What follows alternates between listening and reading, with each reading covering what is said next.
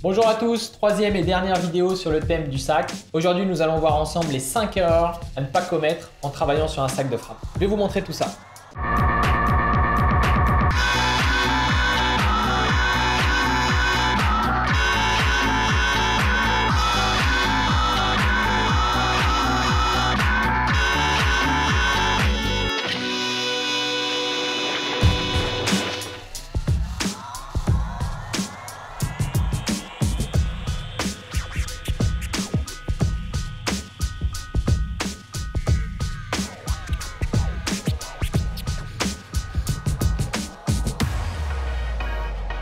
Après avoir vu les 5 erreurs du débutant, on va voir les 5 erreurs à ne pas commettre sur un travail au sac. On commence tout de suite par la première.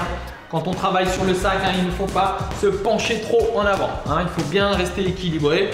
Le poids de corps bien en arrière. Quand j'envoie, c'est mes bras qui partent.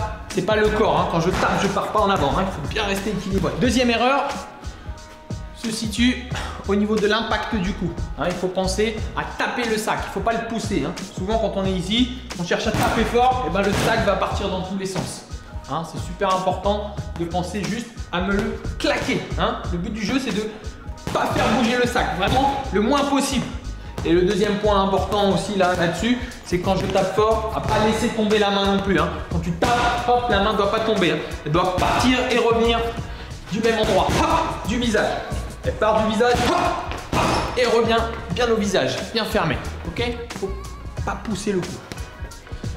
Troisième erreur, au niveau de la distance. On a toujours tendance à être trop près du sac.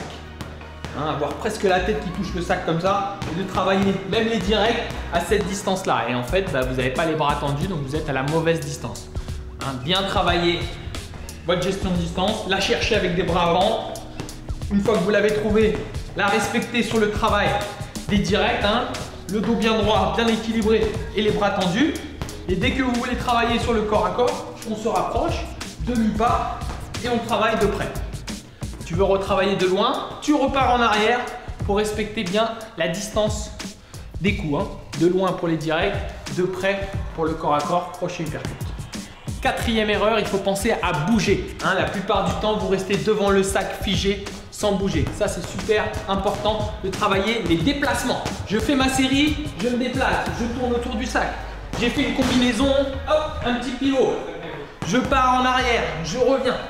Ne pas rester figé devant le sac. Bien travailler vos déplacements en même temps. Et la dernière, très importante, système défensif. Il faut imaginer que le sac, c'est un adversaire, donc il peut donner des coups. Et une fois que vous avez mis des combinaisons, attention aux contre-attaques. Toujours, je prépare, je suis vigilant, j'imagine qu'il peut me donner des coups. Je fais ma combinaison et tout de suite après, il y a une défense qui est enchaînée. Toujours, préparation d'attaque, cherche la distance, fais-moi la combinaison et travaille ta défense. Il faut varier pour ne pas rester toujours devant le sac et bien travailler le système défensif.